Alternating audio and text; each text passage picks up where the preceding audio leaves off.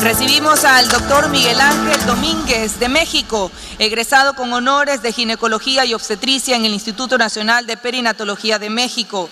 Es consultor médico certificado, además profesor de Ginecología y Obstetricia por la Universidad de las Américas, Puebla, México. Profesor adjunto del curso de especialidad en Ginecología y Obstetricia en el Hospital Universitario de Puebla, México. Profesor invitado en Diplomado en Bioética por la Universidad Popular Autónoma del Estado de Puebla. Profesor invitado en curso de Salud Perinatal por la Universidad Anáhuac Norte, Ciudad de México. Está casado y tiene una niña de 7 meses de edad que la ha tenido que dejar por venir y estar con nosotros. Lo recibimos con un aplauso. El tema es interesantísimo. El tema que va a abordar el doctor es la naprotecnología, una alternativa exitosa al in vitro. Quizá muchos no la han escuchado y es importantísimo que sepamos al respecto para poderlo comunicar y que todo el mundo lo entienda. Un aplauso para el doctor.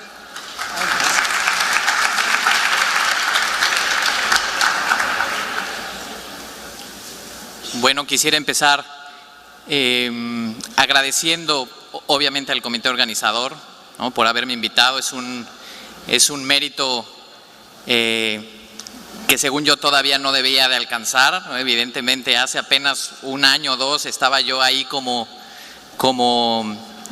parte del auditorio, pero a veces Dios trabaja un poquito más rápido de lo que uno planeara y ahora me toca aquí.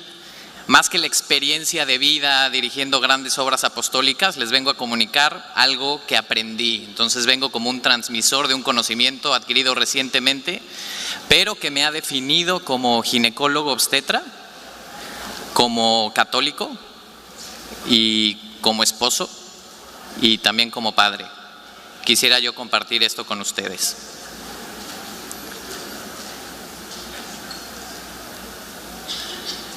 Si me preguntaran a mí en este momento cuándo es que toda esta cultura de la muerte empieza a manifestarse fuertemente entre nosotros como sociedad, y ya pensando también como ginecólogo, ¿qué fue lo que hizo el cambio de la ciencia ginecológica hacia esta tendencia de muerte? Y es relativamente sencillo. Toda esta corriente de neomalthusianismo, ¿no?, y de que los recursos se iban a acabar si la población seguía creciendo, cálculos de Malthus que se mostraron erróneos a finales de 1800, pero finalmente impulsaron toda esta corriente de creer que la sobrepoblación y estos poderes interesados por controlar a los pueblos empezaron este movimiento orquestado, ¿no?, en la liberación de la píldora anticonceptiva en los años 1960. O sea, para mí este es el punto clave, donde se suelta el primer veneno, ¿no? Es decir, ¿cómo veneno? Y ojalá que hubiera gente todavía de los infiltrados, todavía de las feministas, todavía de las que buscan empoderarse y demás, porque esta plática es especialmente para ellas y especialmente para todas los miembros del auditorio que han pasado por esa parte contraceptiva de la vida, e incluso muchas de ustedes, sin miedo a equivocarme, han sido sometidas a esterilizaciones. Y digo, como ginecólogo lo sé, ¿no?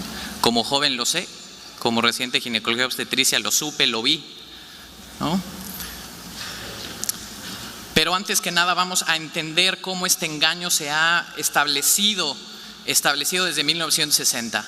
En 1960 los científicos o pseudocientíficos encargados de desarrollar algo que pudiera funcionar adecuadamente como anticonceptivo se dieron cuenta de esto que todos sabemos y todos deberíamos de saber, especialmente las mujeres, que el ciclo reproductivo femenino, que es un milagro en sí mismo, funciona por la actividad orquestada de varios factores: hormonas, glándulas, ¿no?, y órganos blancos sobre todo, ¿no? Este increíble misterio y milagro que es la maquinaria que nos va a hacer copartícipes de la acción creadora de Dios. Es algo increíble. Pero bueno, el ciclo reproductivo femenino consta, primero, hay una elevación de unas hormonas que se llaman gonadotropinas. No va a haber examen final, no se tienen que memorizar los nombres ni nada, pero sí conceptos y asumir lo mucho que nos falta saber. es súper necesario. Estas hormonas en la cabecita se elevan para hacer una llamada al ovario y decir, es momento de empezar a producir folículos, ¿no? Y entonces estas hormonas estimulan el ovario para que el ovario y los folículos, que son las células gametos femeninos, ¿no?, puedan empezar a crecer y maduren de tal manera que a mitad de ciclo se dé el milagro o el premilagro de la ovulación, ¿no? Un óvulo maduro que eventualmente puede o no ser fecundado por un espermatozoide, y esa célula que dura 2 días pueda convertirse junto con la otra célula que dura 2 días en el milagro exacto de la vida en un ser humano, ¿no? Pero es un proceso complicado en donde los científicos dijeron, bueno, cuando el ovario responde, actualmente empieza a producir estrógenos, ¿no?, que son las hormonas femeninas. Y entonces estos estrógenos le dicen a la cabeza, ya no produzcas más hormona para estimularme, ya respondí, ¿no? Entonces los científicos se dieron cuenta que si daban esta hormona estrógeno sostenido aquí, pues las células que estimulaban el ovario pues no se iban a estimular o no iban a existir, ¿no?, las hormonas, y entonces el folículo no iba a crecer y desarrollarse, y no iba a haber posibilidad teórica de embarazo. Si no hay un folículo maduro que crece y hay ovulación, pues no hay posibilidad de embarazo. Pero dijeron, si nada más damos estradiol, la mujer no va a tener periodo menstrual, porque el periodo menstrual es la consecuencia de cuando la progesterona, que es una hormona que se produce después de la ovulación, sube y después baja, y cuando la progesterona baja, entonces viene la menstruación. Entonces vamos a tener mujeres que no ovulen, en teoría, pero que tampoco tengan periodo menstrual. Entonces decidieron, bueno, pues hay que dar una combinación de estrógeno y progesterona para mantener estas glándulas en la cabecita, ¿no?, que no estimulen al ovario y no hay ovulación y hay periodo menstrual. Pregunta número 1 para las feministas, ¿no?, si hay aquí alguno y ustedes conocen alguna.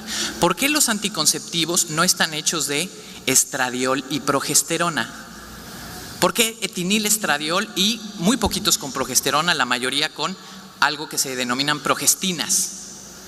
Drospirenona, gestodeno, norgestrel, norgestimato, todas estas variantes, ¿no? ¿Por qué? Si hormonas naturales dadas en secuencia podían inhibir las gonotropinas, ¿por qué nos están dando todo tipo de cosas que no son progesterona, ¿no? Y esto es muy sencillo. Yo no puedo patentar el agua ni ustedes el aceite, y la industria farmacéutica no podía patentar la progesterona ni el estradiol.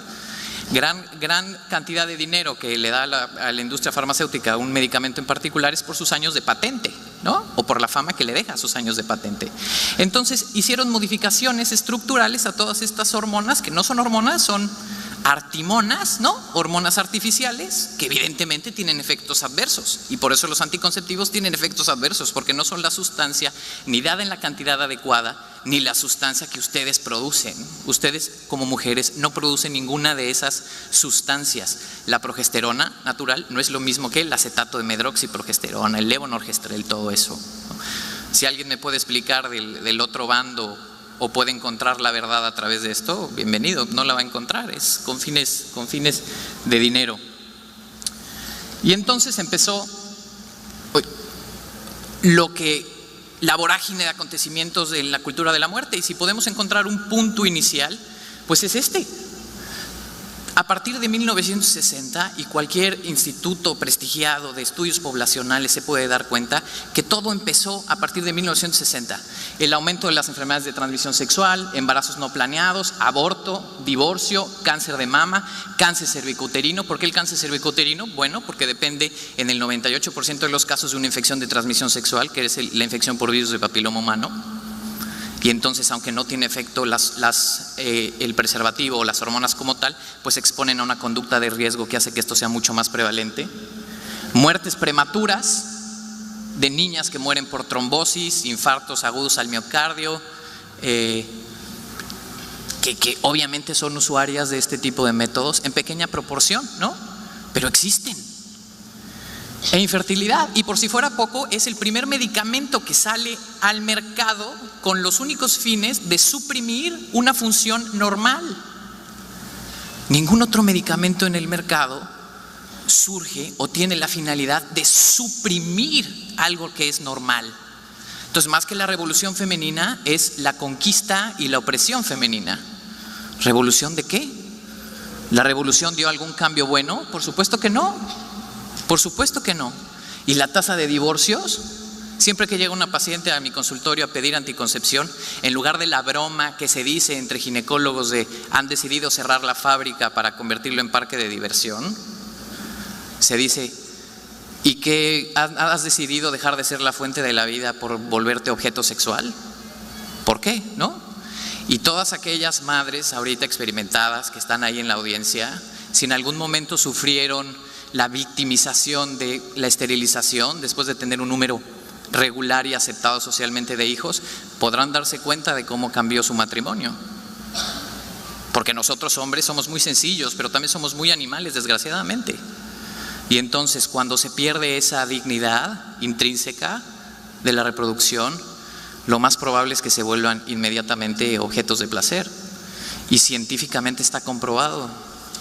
Y ustedes tienen la obligación, el derecho de saberlo, el derecho de saberlo. Y por supuesto la infertilidad. ¿Por qué? Por el uso de hormonales sí se ha relacionado evidentemente de estas hormonas artificiales que si tienen efectos adversos evidentemente pueden tener efectos secundarios para la infertilidad. Es muy sencillo, tu televisión funciona en este momento, la apagas, ¿no? Porque empiezas a suplementar esta función normal, apagas tu televisor, lo vuelves a prender en 6 años, puede que prenda y puede que no prenda, ¿eh? Muchas cosas pueden pasar. Y por supuesto la infertilidad es un diagnóstico que se establece, es bien importante. Toda la causa de la cultura de la muerte, entonces, se debe a varias cosas.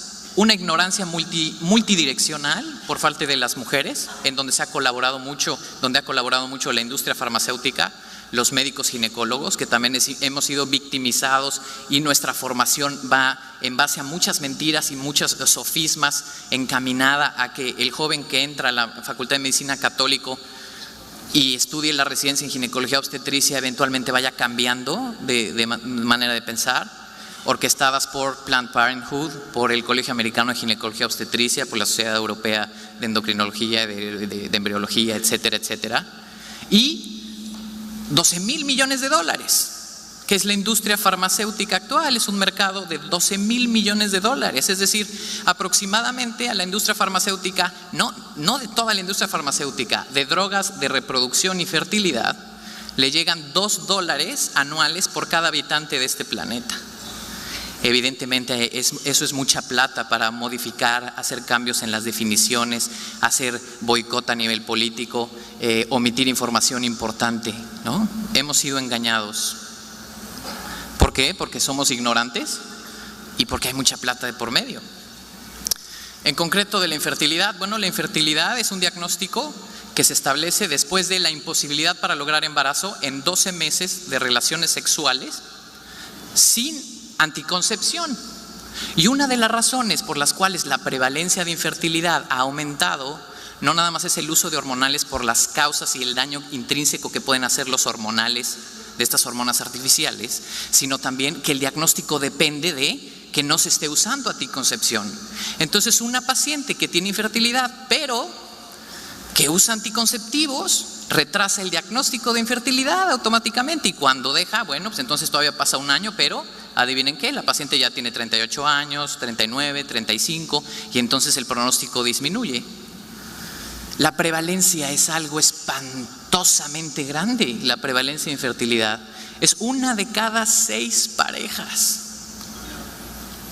1 de cada 6 parejas que intenta concebir tiene problema de infertilidad o cae en esta definición. Estamos hablando entre el 15 y el 20%. 60 a 80 millones de parejas actualmente tienen ese problema y están recibiendo un tratamiento pésimo por parte de profesionales de la salud previamente instruidos de manera inconsciente hacia mandar a estas millones de parejas hacia tratamientos poco éticos.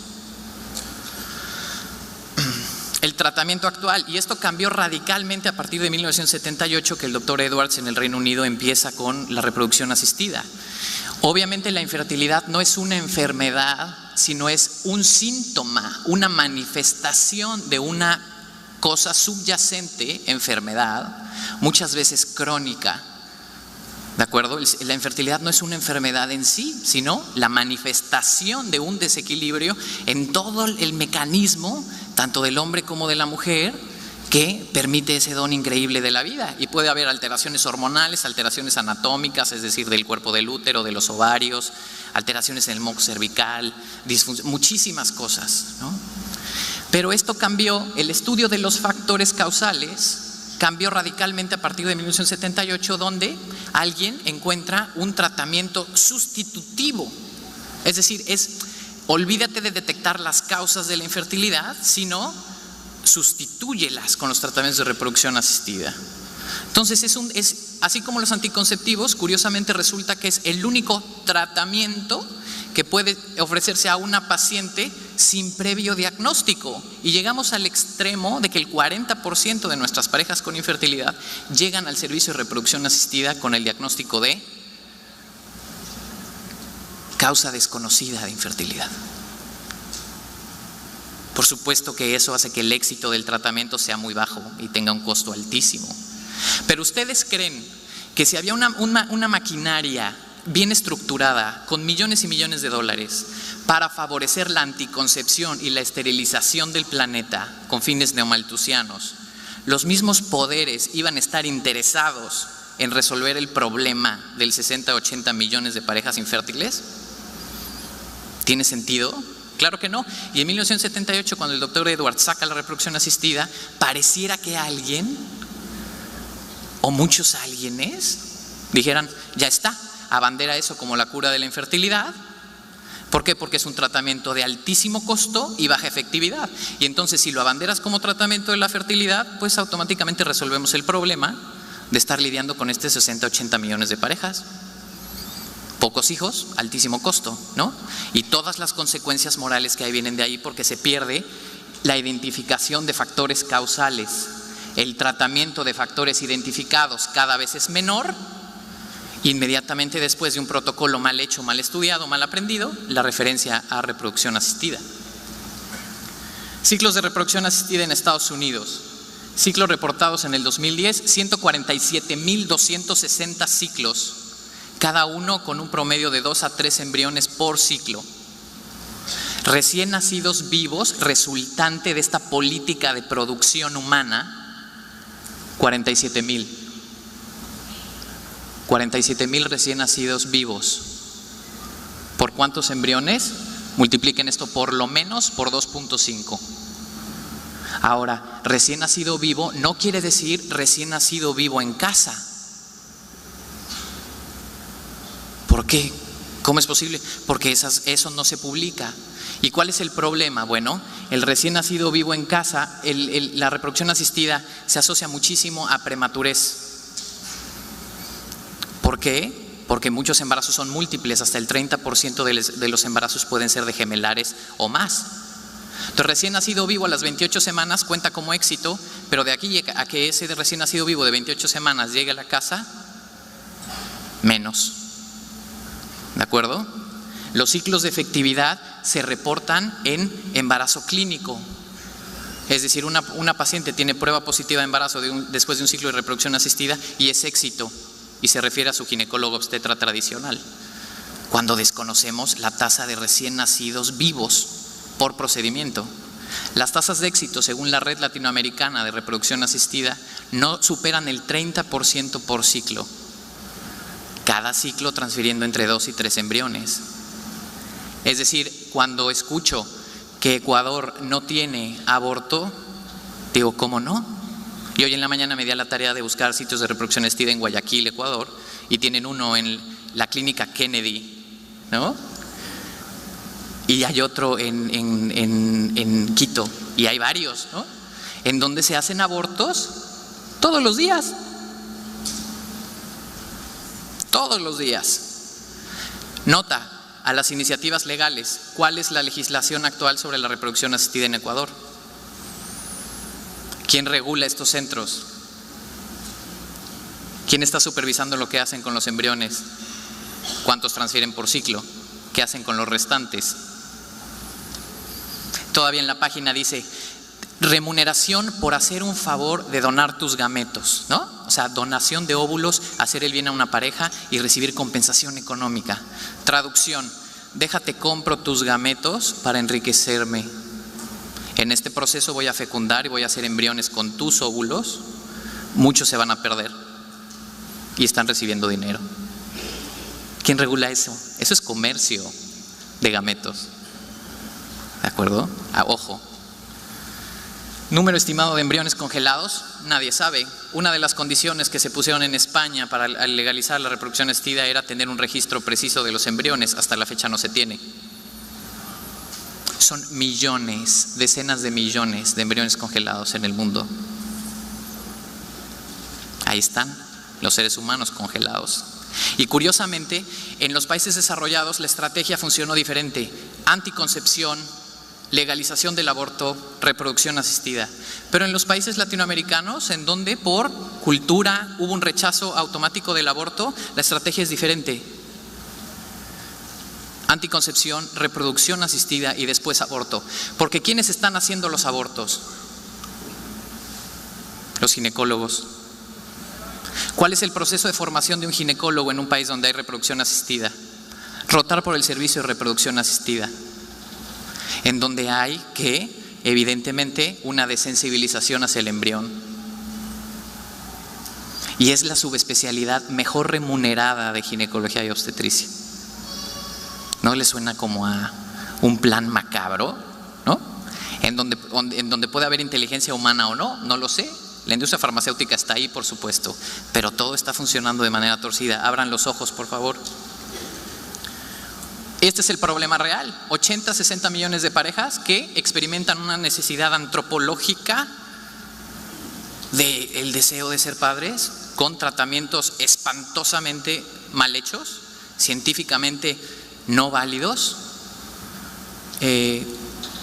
inmersos en la cultura de la muerte y, por si fuera poco, poco éxito. Poco éxito. La otra historia, a partir de 1960 hubo mucha gente comprometida con la vida, médicos, que se enfocaron en, bueno, en lugar de poner estos chochos a la paciente, ¿no?, que le hacen daño, que no son naturales, aprendamos a identificar la fertilidad femenina en base a observación. Y el punto clave era encontrar este momento, el de la ovulación. El ser humano es fértil una vez al mes, una ventana de 3-4 días al mes. Si estos científicos podían localizar esa ventana reproductiva, podían dar alternativas a la pareja que no quería enchocharse, que tenía fundamentos morales, fundamentos de amor, evidentemente, regular el espaciamiento y el deseo de tener bebés.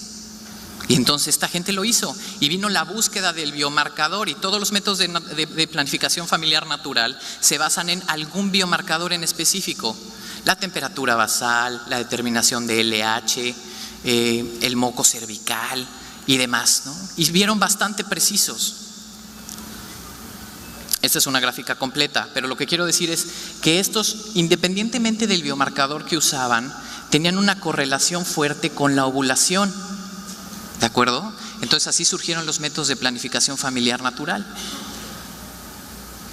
Por ejemplo, esto en ciclos en donde hubo embarazo con seguimiento folicular, el doctor Hilgers, el fundador del modelo Creighton y de naprotecnología, encontraba que gran porcentaje de ovulaciones se daba entre el día de mayor observancia del biomarcador que él escogió, que fue el moco cervical, más o menos 2 días, encontraba el momento de ovulación, ¿no? ¿Esto qué significa? Bueno, que si enseñamos a una mujer a identificar sus biomarcadores de manera precisa, estandarizada y profesional, ella puede tener junto con su pareja un método sumamente eficaz para identificar la ventana de fertilidad y usarla como quiera, para evitar embarazo o para lograr embarazo, ¿no? Una pregunta, ¿cuál es el lema del Congreso? Ok, lo que movió a este doctor, increíble científico, pero sobre todo increíble hombre de fe, fue la vida misma. ¿A través de qué? El comunicado del Papa Pablo VI, Humane Vitae, que surge como reacción a todo esto de la anticoncepción unos años después, en donde claramente se dice, no es la manera, la anticoncepción no es la manera y va a haber consecuencias. Le pido a los hombres de ciencia, no estoy textualmente diciéndole, es más o menos lo que dice, en sus directrices finales le dice, le pido a los hombres de ciencia y a los médicos investigar el ciclo femenino, ahí encontrarán las respuestas. Y después de muchísimos años, este hombre lo hizo, dedicó su vida a eso. No podemos estar diciendo nos mueve la vida como católicos si no hemos leído Humane Vitae de Pablo VI.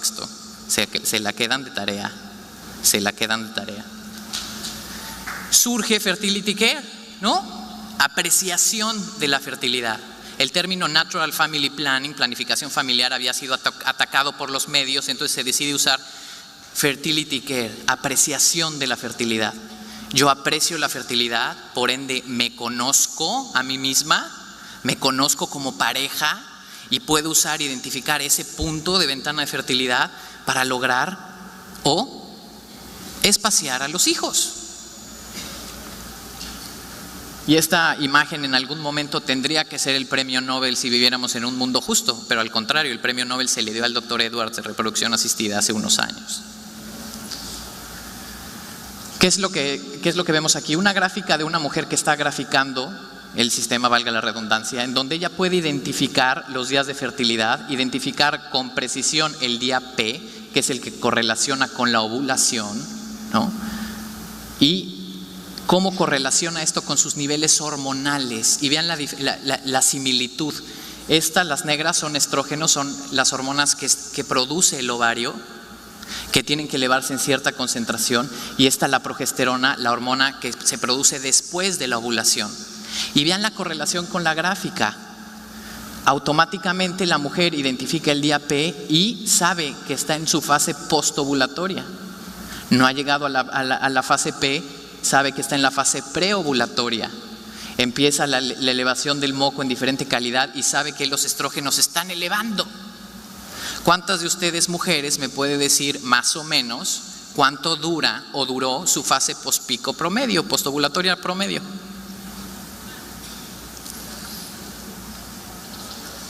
No son muchas. ¿Por qué? Pueden saber qué está pasando en Taiwán, qué está pasando en España, qué está pasando en la ONU, y no me saben decir cuánto dura sus fases postovulatorias promedio. No escritas, las suyas, de manera prospectiva. ¿Por qué no, niñas? ¿Sus sangrados menstruales son normales? ¿O hay biomarcadores para endometriosis, endometritis crónica? ¿Su producción de moco es normal o anormal? ¿Es variable? Cada una tendría que tener una respuesta diferente porque son seres humanos diferentes. ¿De acuerdo? Y eso es a lo que están llamadas, a conocerse de tal manera que puedan ser libres. La verdad las hará libres y decidir libremente cuándo y cuándo no tener bebés. Y no nada más eso, sino ¿qué fue la maravilla? Una mujer, la misma mujer graficando, y vemos cómo hay variaciones en cada ciclo, ¿no? Obviamente hay muchas pacientes que tienen ciclos estables y demás, y hay pacientes que tienen alteraciones. Si van con un ginecólogo normal que no hace NAPRO, el ginecólogo les va a decir, ¿cuánto duran tus ciclos? No, pues entre 25 y 30 y 29 días. ¿Cuántos días de sangrado? 7 o menos. Es normal. Estás ovulando. ¿Qué? Aquí, diferente. Aquí, diferente. Aquí, diferente. Hay cambios sustancialmente cuantificables del ciclo de manera prospectiva. Como un médico de fertilidad te puede decir, todo está normal. Hay cambios, ¿no? Y en todos estos ella ovuló. La ovulación se siguió por ultrasonido. ¿Qué es lo que surge? El modelo Creighton, ¿no? El doctor Hilliers escogió al igual que el doctor Billings, el moco cervical para encontrar el biomarcador, ¿no? Con una tasa de eficacia para evitar embarazo muy alta. ¿Qué es lo que pasó? Si tienes un sistema completamente natural para evitar embarazo en base a biomarcadores y observación, ¿qué pasa si usas el sistema para concebir? La Organización Mundial de la Salud define la tasa de fecundabilidad como aquella probabilidad de quedar embarazados por mes de relaciones sexuales sin protección. Y la Organización Mundial de la Salud define que la tasa de fecundabilidad del ser humano es del 20% o menor por ciclo, definiéndonos como animales subfértiles comparados con otros animales, ¿no? Y la verdad es que no, este estudio prueba lo contrario. Si usas el sistema Creighton para lograr embarazo y no tienes ningún problema de fertilidad, tu tasa de fecundabilidad por ciclo mejora de un 20% según la OMS, es decir, a alguien que no ve, que no tiene idea, que no se conoce, a un 76% por ciclo. Y este es el secreto de la NAPRO. No es lo único, evidentemente, pero es probablemente lo más importante. De manera que nunca hemos sido una especie subfértil, sino siempre hemos sido una especie ignorante. A diferencia de nuestros compañeritos animalitos, ¿no? Que ellos saben perfecto. ¿Qué es lo que surge? Bueno, pues hace muchos años empezó a usar el sistema para ayudar a las parejas con aparente diagnóstico de infertilidad a concebir, ayudándoles a identificar estos biomarcadores. La organización del sistema, hay una Academia Americana de Fertility Care, hay programas de educación certificados, hay educadores, hay practitioners, que son por lo general expacientes, muchas, ¿no? O mujeres comprometidas que toman un curso de formación y que le pueden enseñar a las pacientes a graficar, y están los consultores médicos certificados. ¿Qué es esto? ¿Qué es NAPRO? Bueno, el NAPRO es trabajar de manera cooperativa. Es tecnología natural procreativa, trabajar de manera cooperativa con el sistema endocrino y el sistema maravilloso que tiene la mujer y el hombre, ¿no? Asistir en ese proceso, y para asistir en ese proceso se tiene que llegar al diagnóstico de las causas. NAPRO es usar todas las herramientas tecnológicas que tenemos, incluyendo indispensable el modelo Creighton, pero también ultrasonido, también cirugía endoscópica, también cirugía robótica en Estados Unidos actualmente, perfiles hormonales, una investigación real sobre la causa para tratarla, corregirla y después que la pareja pueda concebir de manera natural, no en un laboratorio, ¿no? Sin la producción de embriones. Entonces este es un extracto de parte del libro del Dr. Hilgers. Graficar, las pacientes empiezan a graficar. Después se hace un estudio, involucra el estudio hormonal, ¿no? En los días adecuados, ultrasonido, laparoscopía, etcétera, si es necesario, tratar la causa orgánica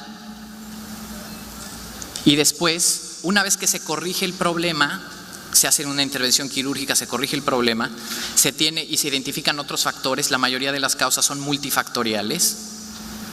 Se tiene lo que llegamos a los ciclos optimizados, en donde una paciente se da cuenta que la gráfica ya luce más normal, en donde estamos trabajando de manera cooperativa, y entonces ellos deciden cuánto tiempo usar el sistema para concebir después de la intervención terapéutica, en su casa, libremente.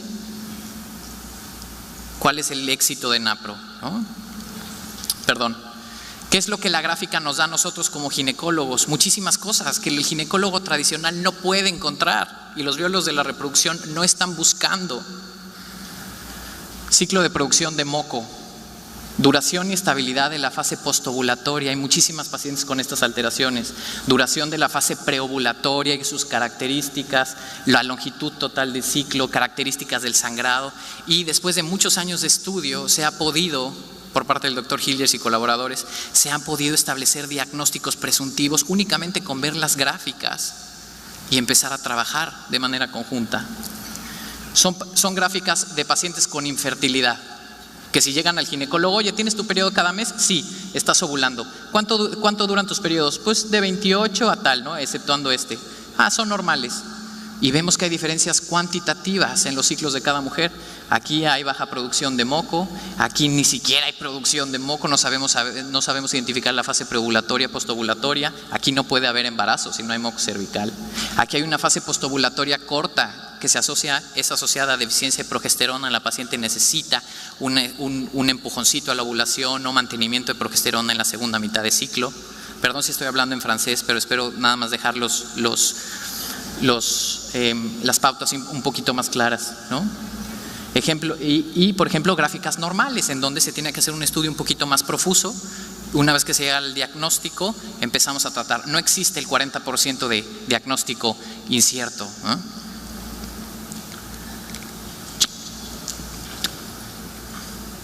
¿no? Por ejemplo, una paciente con ciclos secos y a la hora del estudio hormonal vemos que la producción de estrógeno y de progesterona es anormal, ¿no? Y necesita una corrección de ovulación.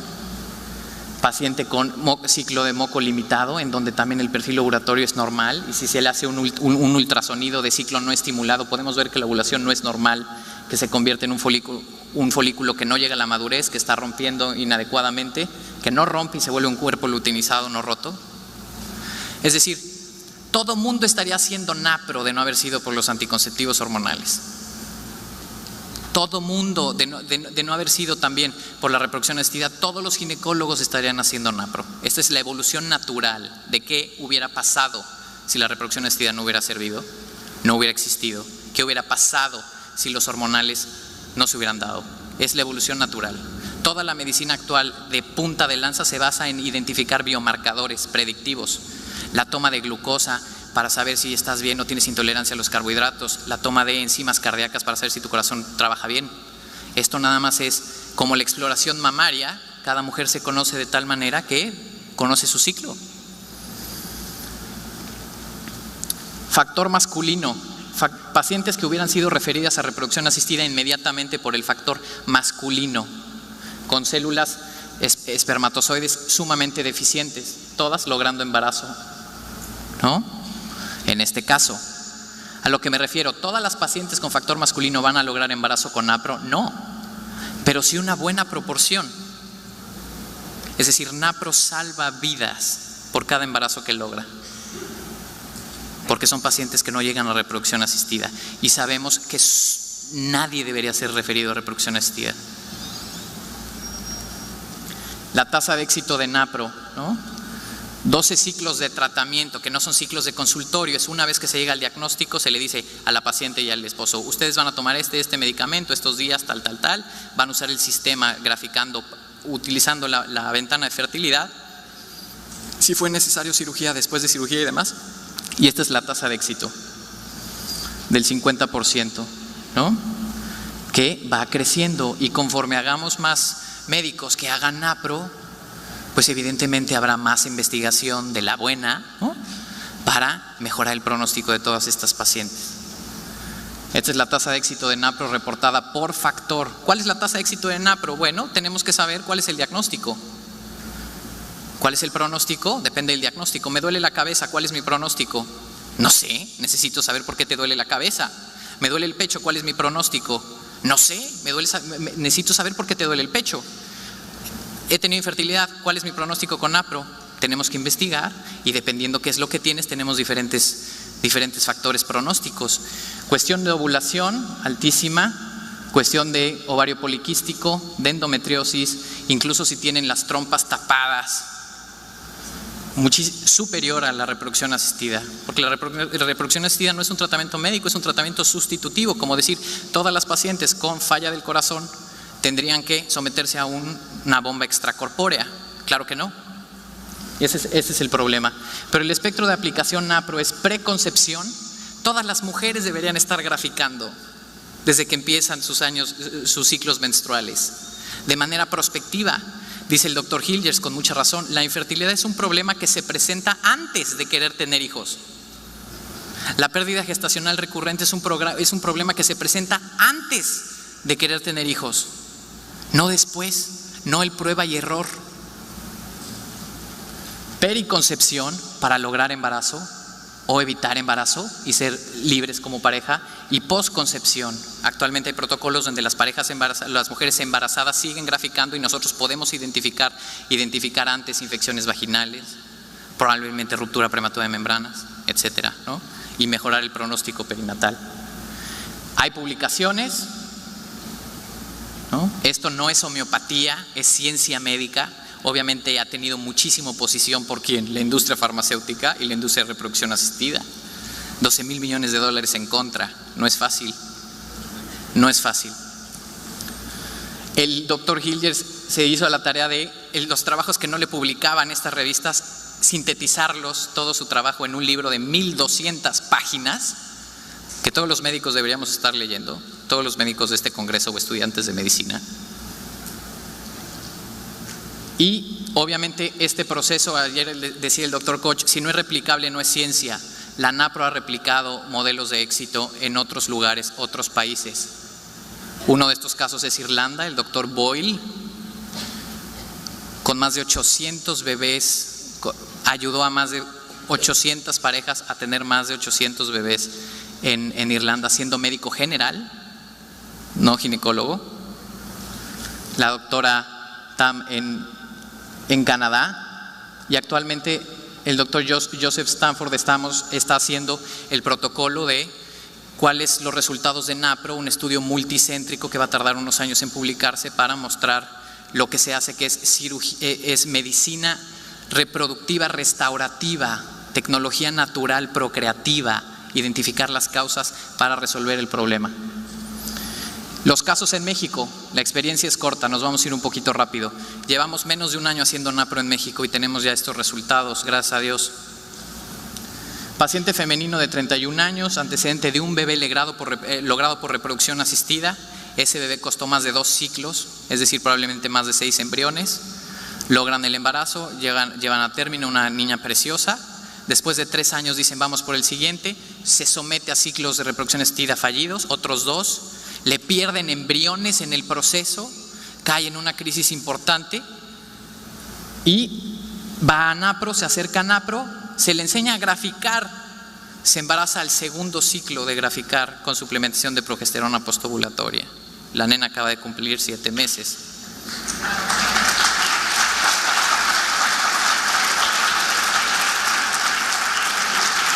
Otro caso, nos vamos un poquito rápido, ya se me acabó el tiempo. 41 años, sin embarazo previo, 3 ciclos de reproducción asistida fallidos, 2 a los 32 años en Francia, en Montpellier, y posteriormente a los 35 los desahucian del Instituto Nacional de Perinatología.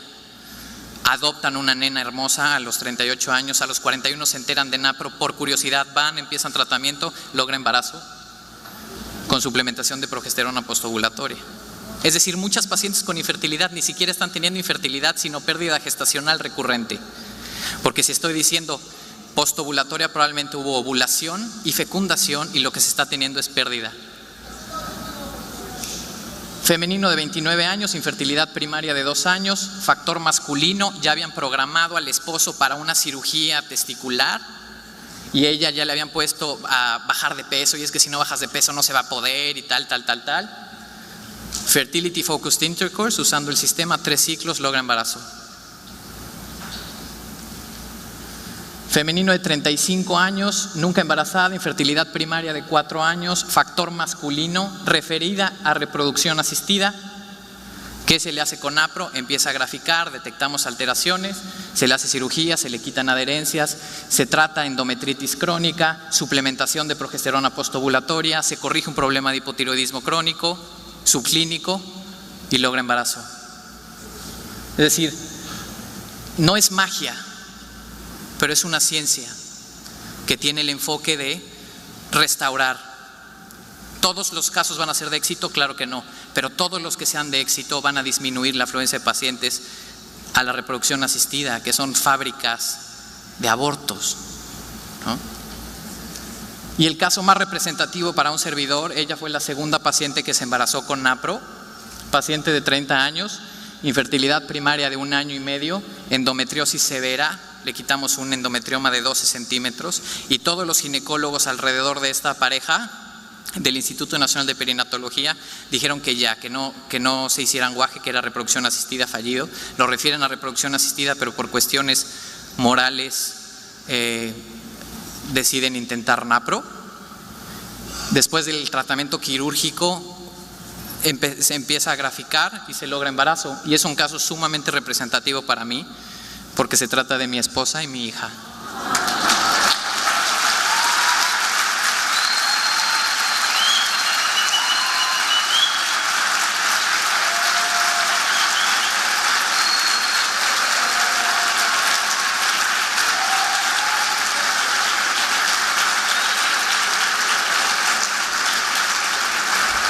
¿Cuál es el dilema con NAPRO? Obviamente hay muchos intereses encontrados, sociopolíticos, económicos, escepticismo médico basado en mentiras, en falacias por las cuales yo pasé como residente de ginecología obstetricia, ignorancia de las mujeres que han sido sometidas, esclavizadas, porque todo el miedo al embarazo no planeado está enraizado en la ignorancia, todo, y necesitan sublevarse. Y la indiferencia de todos aquellos que hemos trabajado por la vida y que no hemos esparcido, desgraciadamente, por falta de conocimiento o falta de interés, porque no es una realidad que nos toca la infertilidad, pero es una realidad que nos toca como pueblo y que está haciendo que se pierdan miles de vidas. El desarrollo actual de NAPRO, presencia en más de 20 países, Latinoamérica, la gran ausente. Actualmente en México, gracias a Dios, sabemos ya 4 médicos ginecólogos, 2 en certificados y 2 en proceso de certificación. Vamos a iniciar nuestra práctica en un hospital privado, pero Costa Rica iniciando, pero hace falta. Latinoamérica tendría que ser por definición la cuna de NAPRO. Los países en donde más NAPRO hay obviamente es Estados Unidos, Polonia, por obvias razones, e Irlanda, ¿de acuerdo? Los mayores resultados. Y esta es la página que necesitan meterse los interesados en formarse como maestras de la graficación, y los médicos, estudiantes de medicina, gente que conozca médicos para la formación. Es la American Academy of Fertility Care Professionals o el Instituto Pablo VI. Y todos los estudiantes de medicina o médicos que estén en el auditorio, por favor, afíliense al International Institute of Restorative Reproductive Medicine, que pretende ser la plataforma científica médica para hacer que esto crezca en investigación, miembros y educación. Esta es una fiesta después de 10 años de la práctica del Dr. Boyle en Irlanda, donde le hicieron la fiesta los más de 800 niños y parejas del tratamiento NAPRO, que habían muchos sido sometidos a reproducción asistida fallida, y pueden ver los videos en internet del Dr. Boyle, B-O-Y-L-E, para que vean que no son cuentos, no es homeopatía, no es nada. Si hay feministas por allá atrás, por favor también vean los videos. Y concluyo con esta frase: el peor enemigo del conocimiento no es la ignorancia, sino la ilusión del conocimiento. Gracias.